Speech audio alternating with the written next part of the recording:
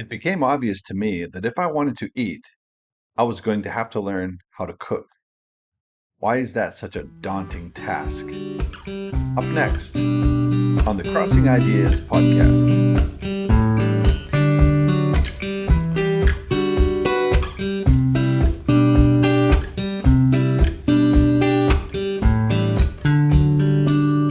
Welcome to the Crossing Ideas podcast. I'm Mark Sasse, author of 12 novels, playwright fortunate enough to win some awards, and an American who has lived half his life internationally. I've decided to use those experiences in this podcast as a lens of looking at the world of today. I'd be grateful if you'd check out my works at mwsasse.com. That's mwsasse.com. Episode 9. I hated everything, so I learned how to cook. I was always a very sheltered eater. Now, my mom, she was an amazing cook growing up, and I loved everything that she made except, things like liver and meat and rice. There was a certain meat and gravy dish that she put on rice, and for some reason I hated rice. I thought, why would anyone want to eat small little chunks of mushiness? Oh, my childhood was mocking my future without me even knowing it. But then again, I hated most everything as a boy. Vegetables, I wouldn't eat them.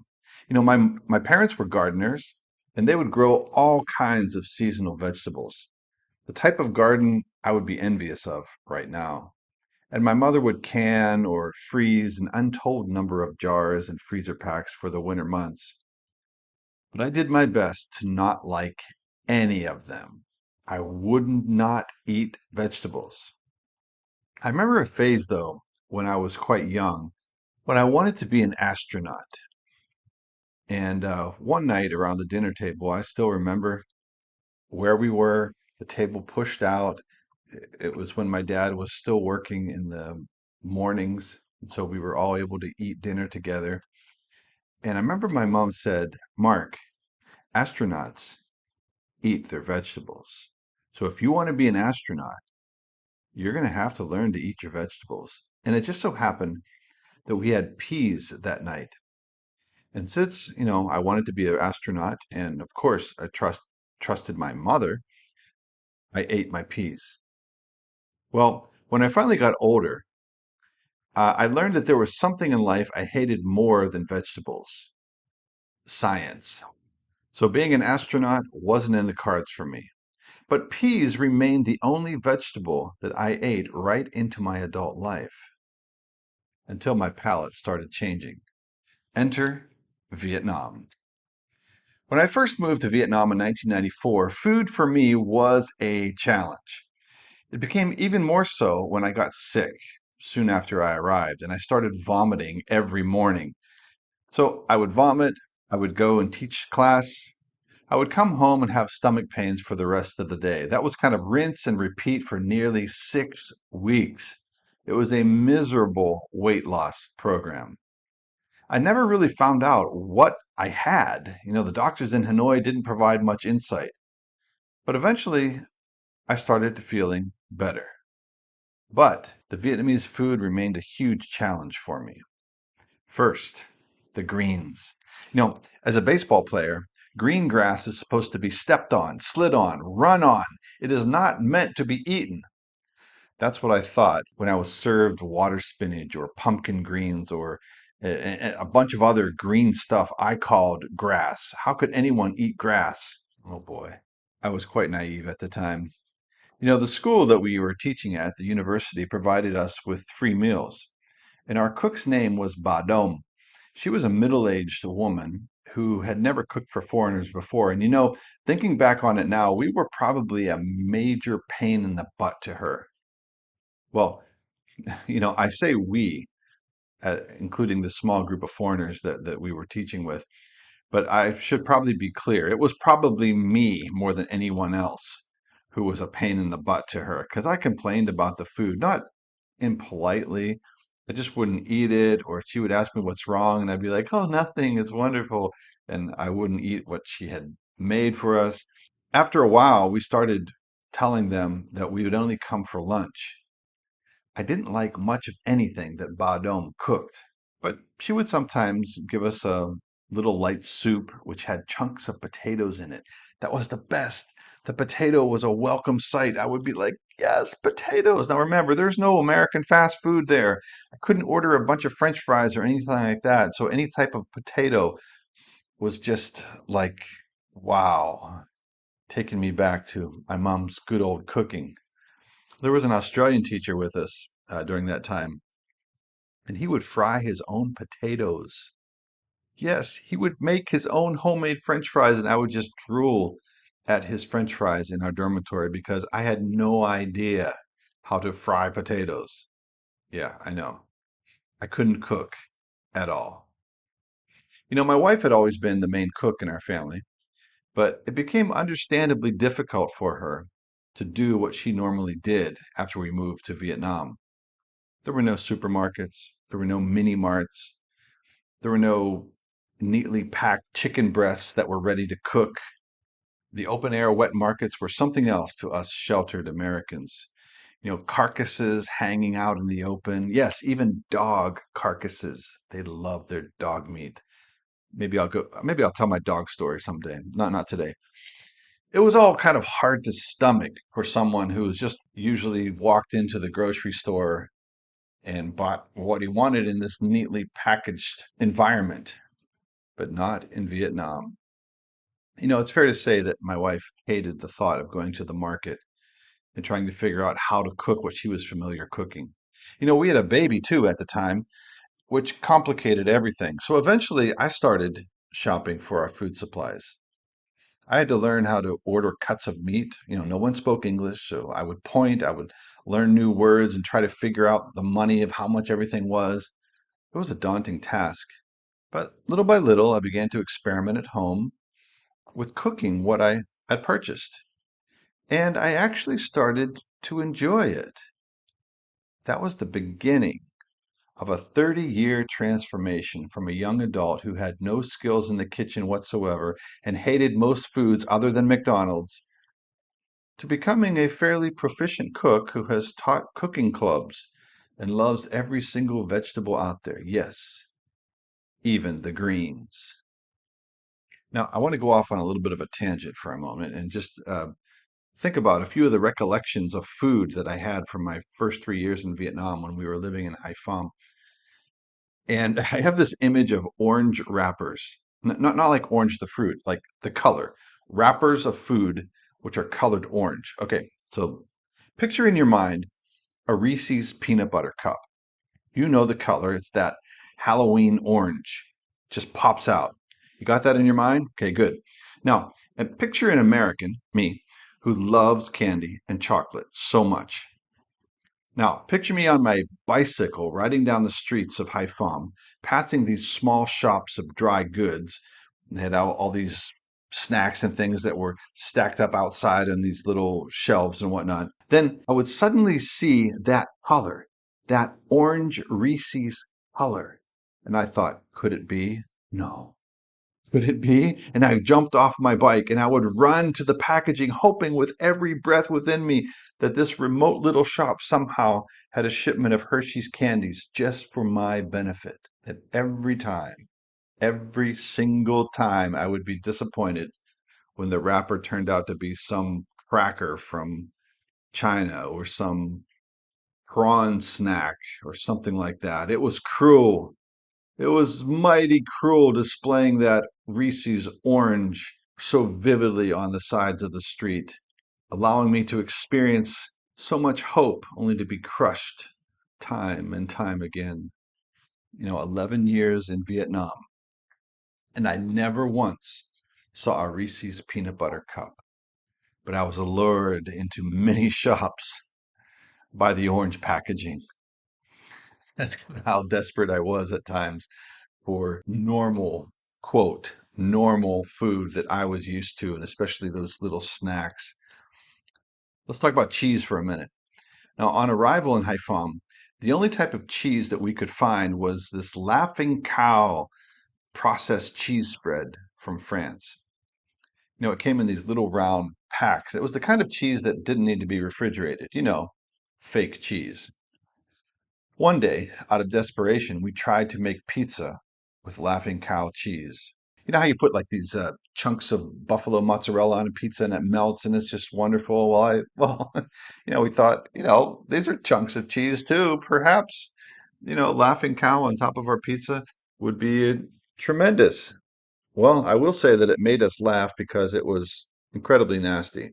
And so it was a tough thing living without cheese until one day I was riding in town and I made an amazing discovery. I saw on a window display a large round package, huge, round. I went up and discovered to my amazement that it was cheese, Gouda, in fact. And at that time, I had never heard of Gouda cheese, didn't know it was from the Netherlands, but it had the look of real cheese. So I brought it home, tried it, and we were ecstatic. We had found real cheese locally. It was amazing. We tried it on pizza. And friends, let me tell you, if you haven't had Gouda on pizza, do it. It is so delicious. For years and years, Gouda became our go-to for making pizza. Well, mainly because that's the only cheese that was available, but delicious. And even today, it's not unheard of for me to take a three cheese blend for pizza using mozzarella, Parmesan, and Gouda. It's absolutely delicious. And I never would have known that without my experiences in Vietnam. My cooking skills continued to expand. When we moved to Thanh Nguyen a few years later, Thanh Nguyen, 60 miles north of Hanoi, we had a flat roof on our house, which seemed to me to be the perfect spot to put a barbecue grill, which of course didn't exist in Vietnam at the time. So I had to be resourceful.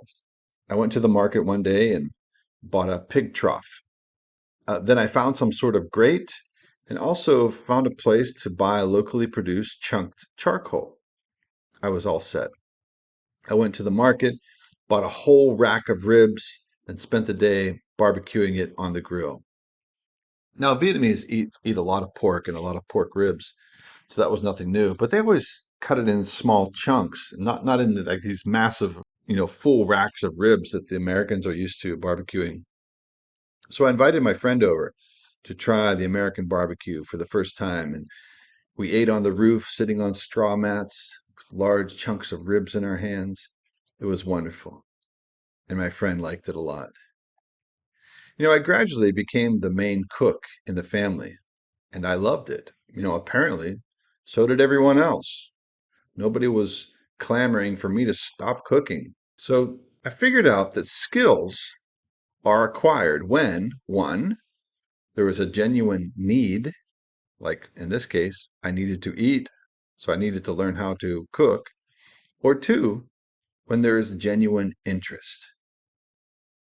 When I sit here now and think about those two concepts of need and interest, I can't help but reflect on the state of education a little bit as I'm an educator.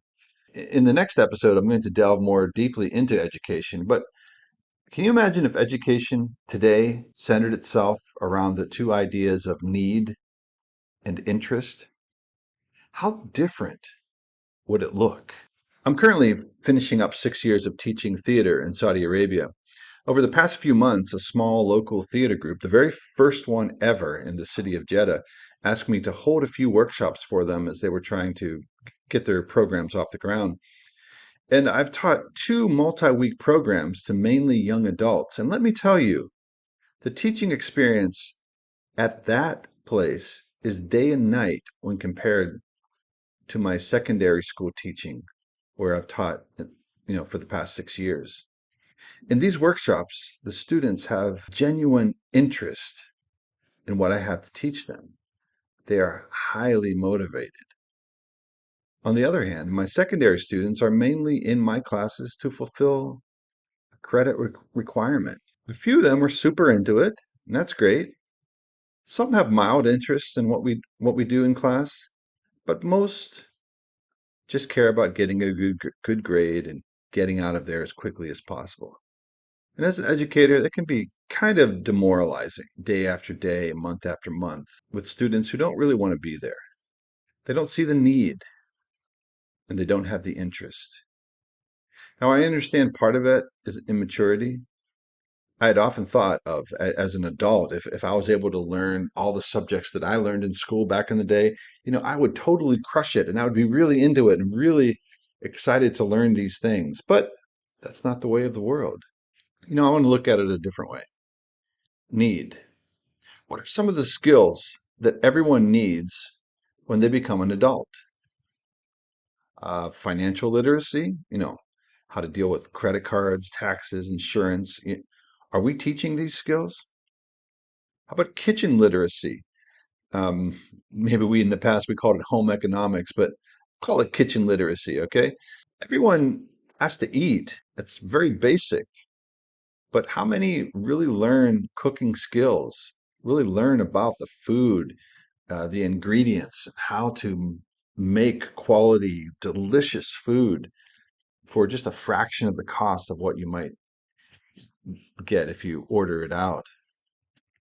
How about DIY, fixing things, doing it yourself, fixing things around the house, wood shop, building things? All of these seem to be skills that are really important, but not tangibly taught much anymore. There are many schools that have gone to what's called Week Without Walls, and my school here is one of them. And it's a week where students have non-traditional learning, and I think it's generally a great way to get kids out of the mundane routine of the classroom and get them into something hopefully that they're interested in, where they can learn a skill or they can go on a service trip somewhere, etc. For myself, a few years back when I started one of these sessions called Hot, Spicy, and Sassy, where I would take 12 students with little or no cooking skills and show them the basics of how to do things and teach them how to cook about 10 delicious, easy, and fun meals ranging from Asian stir fry to curry to quesadillas to pizza.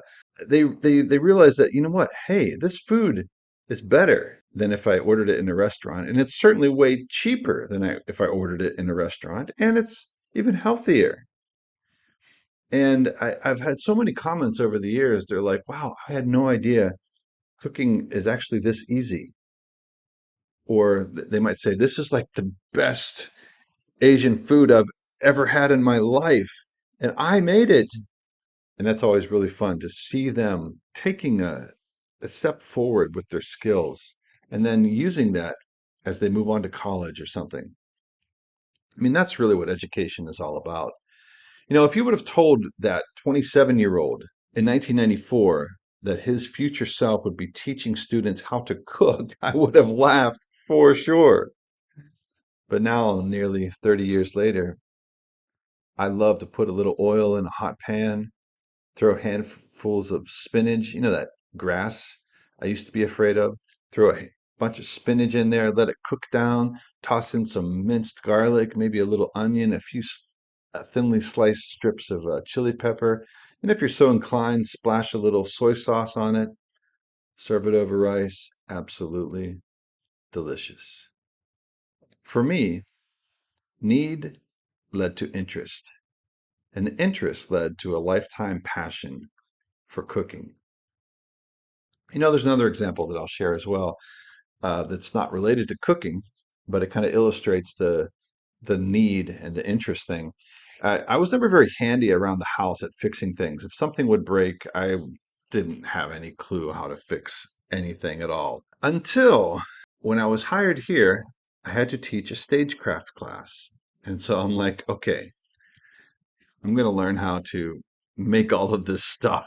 And so I had to learn how to cut properly with a power saw. And I learned how to measure straight, measure accurately and straight, cut straight, hammer, all of that kind of stuff. And as I started doing that, and as I started teaching my students how to take those skills and design things and build them for the shows that we were putting on, I really began to fall in love with working with my hands and doing things like that. You only become proficient with skills by doing them. And I tell everyone who took my stagecraft class that the most important thing about this class is that it's all about problem solving. It's trying to figure out what to do after you make a mistake by sawing a piece of wood too short. or by lining it up incorrectly. How are you going to solve that problem? Or trying how to figure out how to hammer your finger a little bit less, or how to stop the bleeding after nicking yourself. It's happened to me countless times, but you learn, you get better. And now I love designing and building things, especially for theater. I'm still not great at it, but hanging a shelf in concrete doesn't scare me anymore, or building a pantry in my house for dry goods seems doable. Interest. As a parent or an educator, how can you expose your kids to different activities to help find out what they are truly interested in? I had many of theater students over the years who later told me that they did not think that they would enjoy drama, that they did not think they would enjoy acting on stage until they did it and they became hooked. Interest can be built. Need. As a parent or an educator, what can we do to force kids into a need situation where they find themselves needing to learn a skill in order to survive or in order to be happy? Maybe one night a week where the cook in the house takes the day off, says, hands off. Yo, youngster, it's your turn. If you want to eat tonight, cook something. I'm super grateful for all the lessons that I learned in Vietnam, and learning how to cook and appreciate the cooking of others being one of the greatest lessons that I learned. I think I will continue to enjoy cooking for the rest of my life. And that wouldn't have happened without having a need way back in the day in Vietnam. This is Mark Sasse. Thanks for listening to the Crossing Ideas podcast. Up next in episode 10, Education in a Remote Valley. That's up next on the Crossing Ideas podcast. Remember to subscribe, follow to automatically receive future episodes. I'd love to hear your comments. And lastly, thanks for listening.